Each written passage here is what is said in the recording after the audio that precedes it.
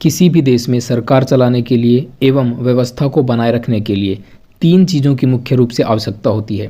पहली है व्यवस्थापिका, दूसरी है कार्यपालिका और तीसरी है न्यायपालिका। व्यवस्थापिका या विधायिका का अर्थ है जो उस देश के लिए कानून बनाती है। कानून और नियम बनाए जाते हैं व्यवस्थापिका के द्वारा। कार्यपालिका इस बात का ध्यान रखती है कि इन नियमों का अच्छे से पालन किया जाए। और न्यायपालिका का काम होता है नागरिकों के हित में न्याय करना। देश के अंदर सुप्रीम कोर्ट के फैसले से बड़ा कुछ नहीं है। आज की इस वीडियो में सुप्रीम कोर्ट से रिलेटेड हम लोग टॉप 50 क्वेश्चंस को देखने वाले हैं जो कि अक्सर परीक्षाओं में बार बार पूछे जाते हैं। इस वीडियो के माध्यम से हम सुप्रीम कोर्ट को कंप्लीट कवर करेंगे ताकि आपका कोई भी क्वेश्चन एग्जाम से बाहर ना जाए। अगर आप किसी भी गवर्नमेंट एग्जाम की तैयारी कर रहे हो तो इस वीडियो को लास्ट तक जरूर देखना। तो चलिए वीडियो को शुरू करते हैं। क्वेश्चन नंबर 1 है, भारतीय संविधान के किस भाग में संघीय न्यायपालिका का उल्लेख है? भारतीय संविधान के भाग 5 के अंदर संघीय न्यायपालिका का उल्लेख किया गया है। नेक्स्ट क्वेश्चन है, संविधान के व्याख्याकार और संरक्षक कौन है? संविधान का व्याख्याकार और संरक्षक सुप्रीम कोर्ट है, क्योंकि देश में सुप्रीम कोर्ट से बड़ा कुछ नहीं है। सो ऑप्शन नंबर सी यहाँ पर राइट होगा।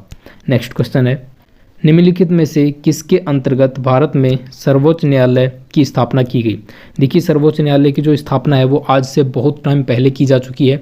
जब अंग्रेज़ों का भारत के अंदर शासन था उसी समय अंग्रेज़ों ने रेगुलेटिंग एक्ट के तहत 1773 में सुप्रीम कोर्ट की स्थापना की थी। हालांकि उस समय इसे सुप्रीम कोर्ट के नाम से नहीं जाना जाता था, लेकिन फिर भी वो जो बॉडी थी वो सुप्रीम कोर्ट की तरह ही काम करती थी, तो उस संस्था को सुप्रीम कोर्ट का नाम दिया जा सकता है। तो सबसे पहले भारत में सुप्रीम कोर्ट की स्थापना रेगुलेटिंग एक्ट 1773 के समय की गई थी। नेक्स्ट है, भारत के सर्वोच्च न्यायालय की स्थापना हुई थी। भारत के सर्वोच्च न्यायालय की स्थापना भारत सरकार अधिनियम 1935 के अधीन की गई थी। सो ऑप्शन नंबर सी यहाँ पर हो जाएगा सही आंसर। जो भारत में सर्वोच्च न्यायालय है इसकी स्थापना भारत सरकार अधिनियम 1935 में की गई थी। नेक्स्ट क्वेश्चन है, वर्तमान में सर्वोच्च न्यायालय के मुख्य न्यायाधीशों के अतिरिक्त कितने न्यायाधीशों का प्रावधान किया गया है? वर्तमान के अंदर सर्वोच्च न्यायालय में मुख्य न्यायाधीशों के अतिरिक्त 33 अन्य न्यायाधीशों का प्रावधान किया गया है। देखिए, कोई भी कोर्ट है, कोई भी न्यायालय है, उसके अंदर एक मुख्य न्यायाधीश होता है और बाकी अन्य न्यायाधीश होते हैं जो कि उसके अंडर में काम करते हैं। ओके, तो एक होता है मुख्य न्यायाधीश और बाकी होते हैं अन्य न्यायाधीश। सो सुप्रीम कोर्ट के अंदर वर्तमान समय की बात की जाए तो एक मुख्य न्यायाधीश है, इसके अलावा 33 अन्य न्यायाधीश हैं। सो टोटल 34 न्यायाधीश बैठते हैं वर्तमान समय में सुप्रीम कोर्ट के अंदर। इसे आप याद रखेंगे और ये संख्या समय समय पर चेंज होती रहती है आवश्यकताओं के अकॉर्डिंग। नेक्स्ट क्वेश्चन है, उच्चतम न्यायालय के न्यायाधीशों की संख्या में वृद्धि करने का अधिकार या फिर शक्ति किसके पास है? सुप्रीम कोर्ट के न्यायाधीशों की संख्या में वृद्धि करने का अधिकार एवं शक्ति संसद को प्राप्त है। संसद आवश्यकता के अनुसार सुप्रीम कोर्ट में जजों की संख्या में वृद्धि कर सकती है। सो इसका अधिकार संसद के पास है। ऑप्शन नंबर सी यहाँ पर राइट होगा। नेक्स्ट क्वेश्चन है, सर्वोच्च न्यायालय के न्यायाधीशों की निम्न में से कौन सी अर्हता होनी चाहिए? अर्हता का मतलब होता है योग्यता।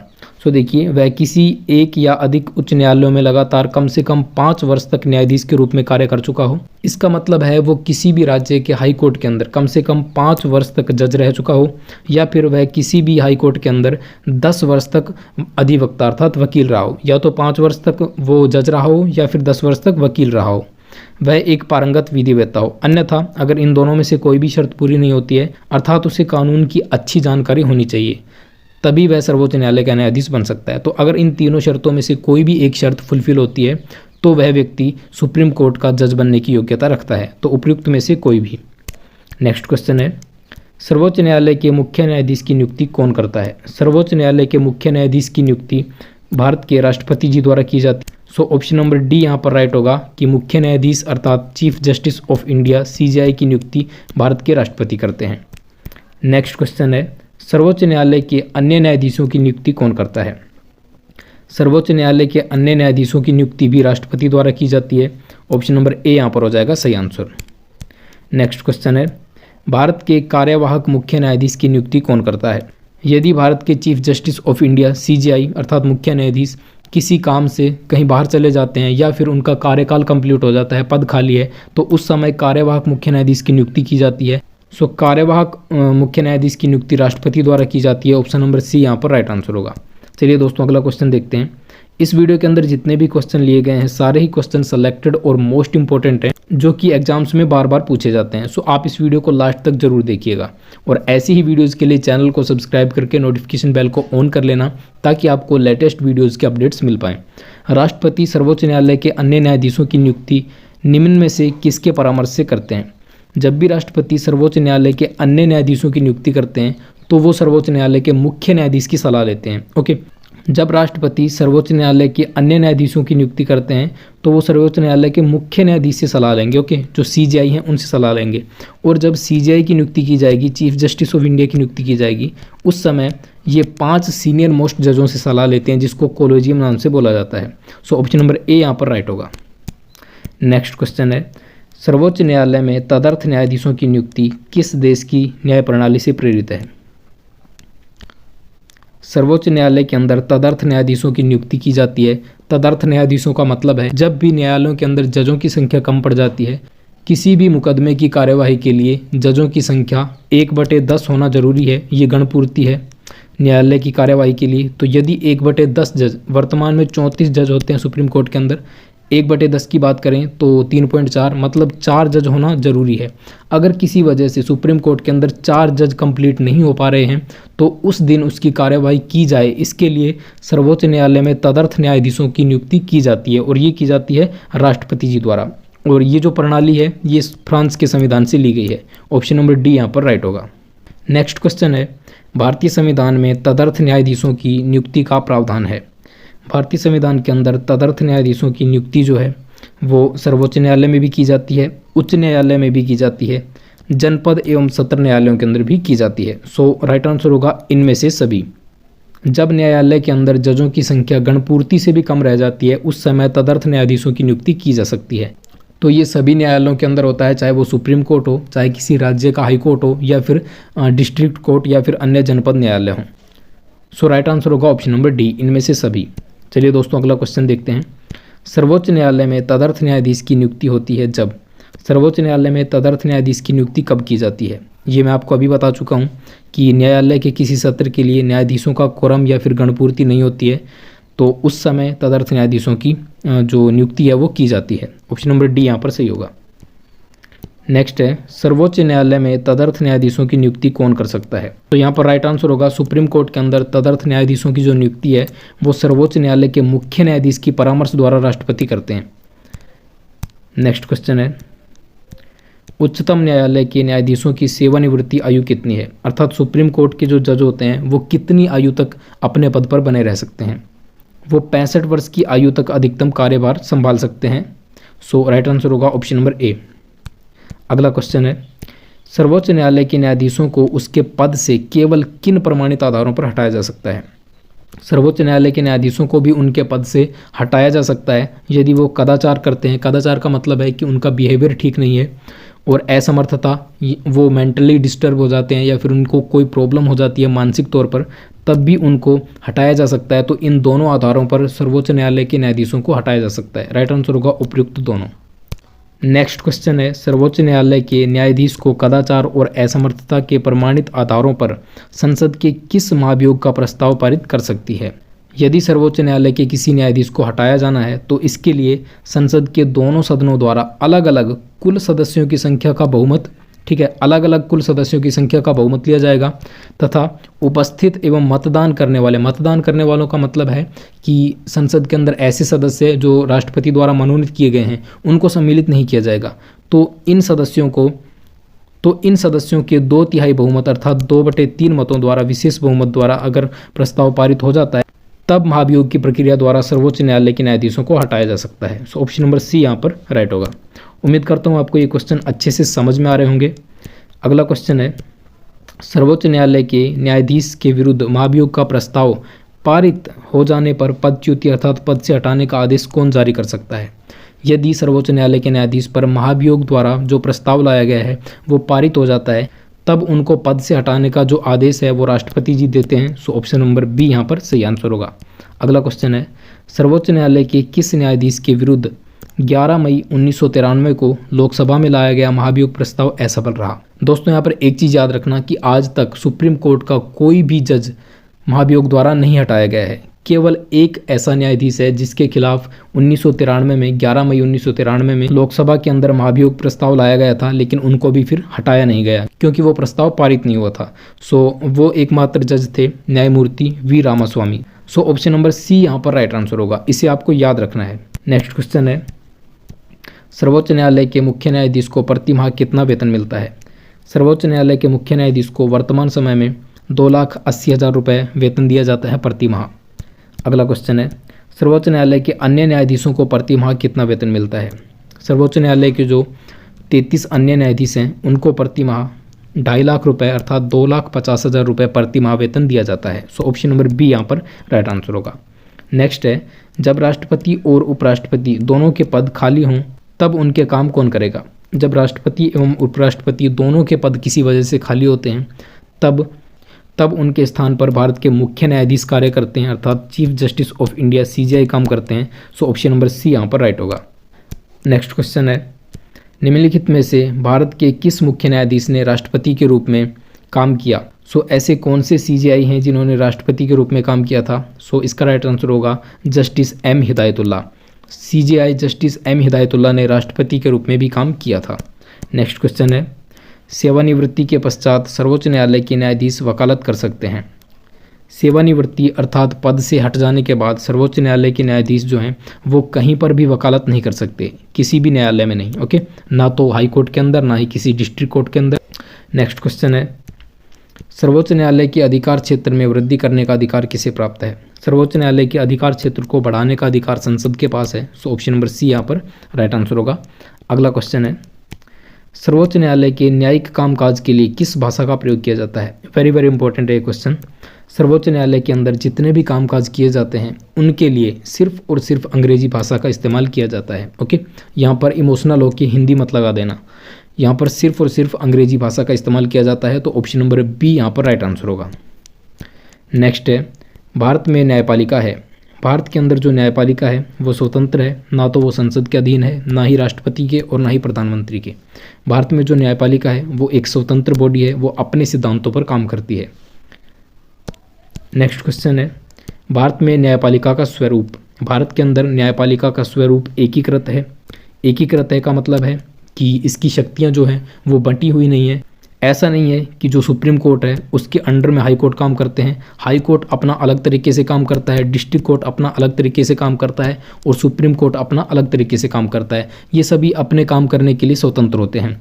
अगर किसी व्यक्ति को डिस्ट्रिक्ट कोर्ट के अंदर न्याय नहीं मिलता है तब वो हाई कोर्ट के अंदर जाता है, और हाई कोर्ट के अंदर भी न्याय प्राप्त नहीं होने पर, संतुष्ट नहीं होने पर वो व्यक्ति सुप्रीम कोर्ट के अंदर जा सकता है। लेकिन ये सभी बॉडीज़ अपने अपने लेवल पर स्वतंत्र रूप से काम करती हैं, इसलिए न्यायपालिका का स्वरूप भारत में एकीकृत है।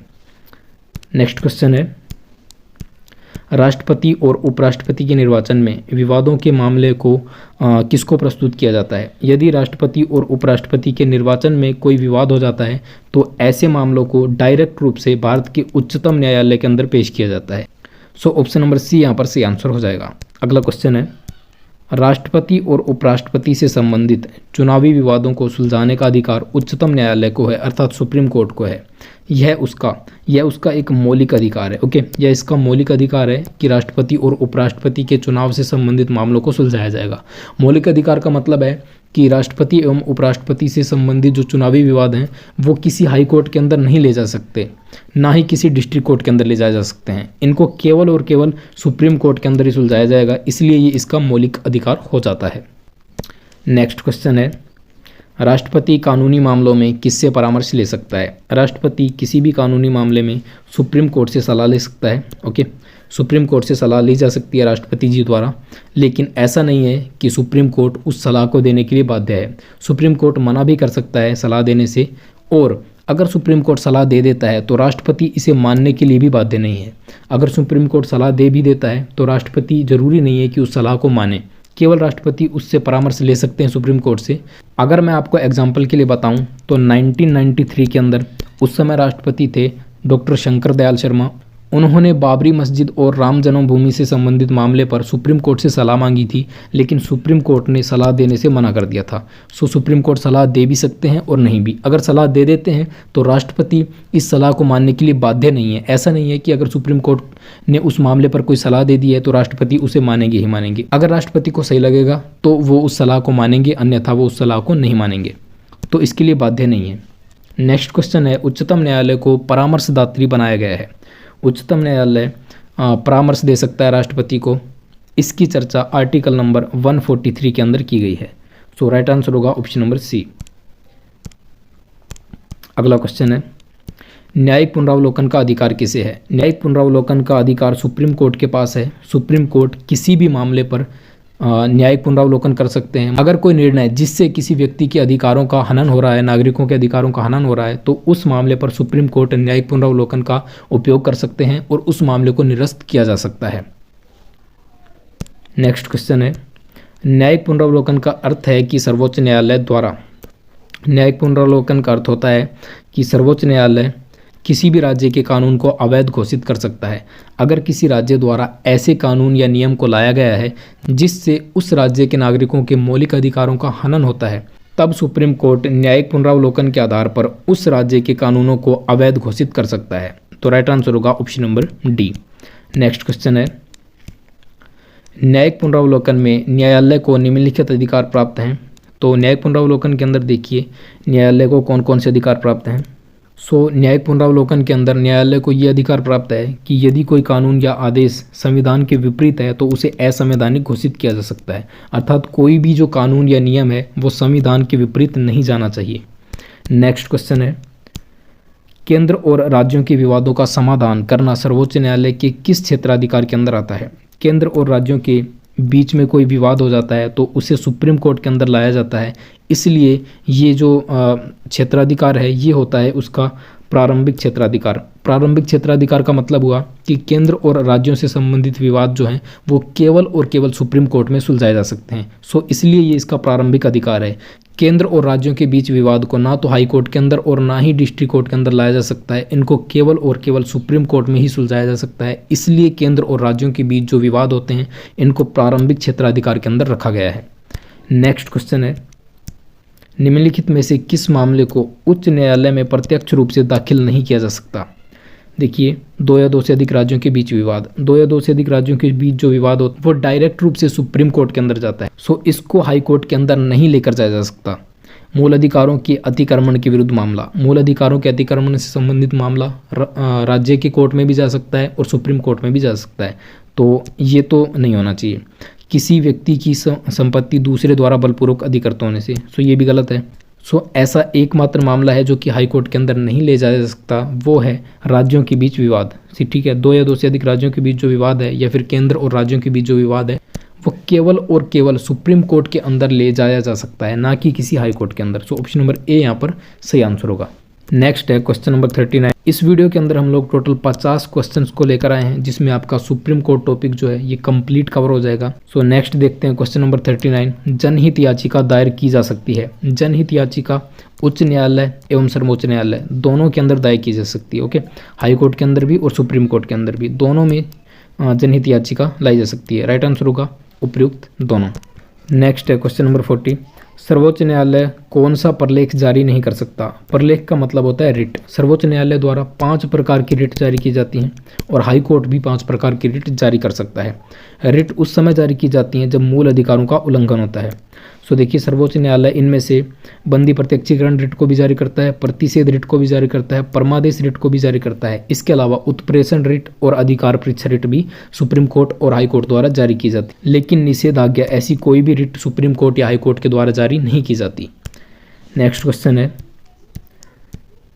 उच्चतम न्यायालय द्वारा परमादेश किसे जारी किया जाता है? सुप्रीम कोर्ट द्वारा परमादेश, परमादेश को इंग्लिश के अंदर मैंडेमस कहा जाता है। तो सुप्रीम कोर्ट द्वारा परमादेश या मैंडेमस किसी अधिकारी को जारी किया जाता है जो कि सरकारी आदेश को नहीं निभा रहा होता है। ओके, कोई ऐसा सरकारी अधिकारी जो कि अपने काम को ठीक से नहीं कर रहा है उसको सुप्रीम कोर्ट द्वारा परमादेश जारी किया जाता है कि आप अपने कार्य को ठीक प्रकार से करें। सो ऑप्शन नंबर ए यहाँ पर राइट होगा।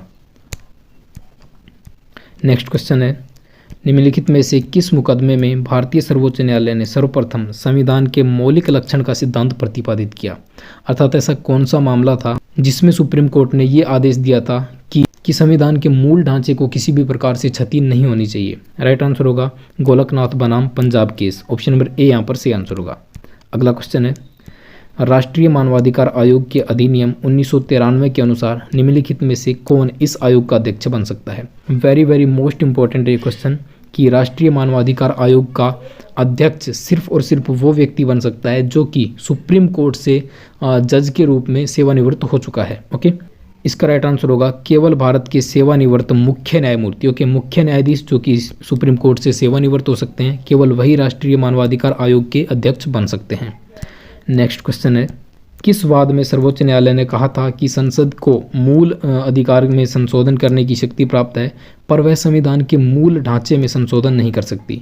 सो ये विवाद था केशवानंद भारती विवाद। केशवानंद भारती विवाद जो है इसके अंदर सुप्रीम कोर्ट ने कहा था, ये विवाद हुआ था 1973 के अंदर।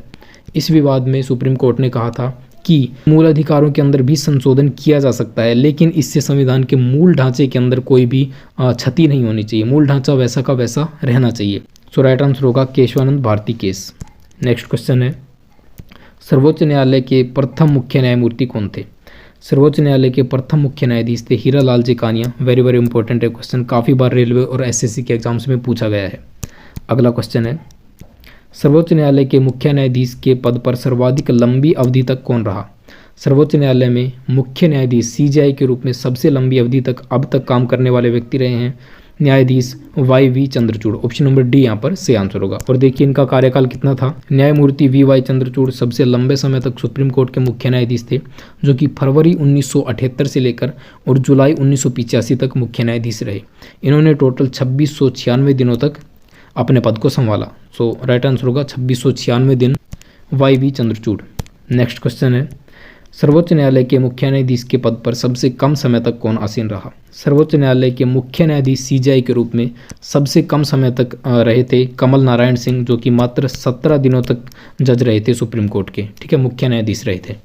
नेक्स्ट क्वेश्चन है, सर्वोच्च न्यायालय के किस मुख्य न्यायाधीश ने 20 जुलाई 1969 से लेकर और 24 अगस्त 1969 तक कार्यकारी राष्ट्रपति के रूप में काम किया? एकमात्र ऐसे सुप्रीम कोर्ट के मुख्य न्यायाधीश जिन्होंने राष्ट्रपति के रूप में काम किया था, कार्यवाहक राष्ट्रपति के रूप में, वो थे M Hidayatullah. Okay, M Hidayatullah ने 20 जुलाई 1969 से लेकर और 24 अगस्त 1969 तक राष्ट्रपति के रूप में काम किया था। ऑप्शन नंबर बी यहाँ पर राइट होगा। निम्नलिखित में से उच्चतम न्यायालय की सबसे पहली महिला न्यायाधीश कौन थी? उच्चतम न्यायालय की पहली महिला न्यायाधीश थी फातिमा बीबी। ऑप्शन नंबर सी यहाँ पर सही आंसर हो जाएगा।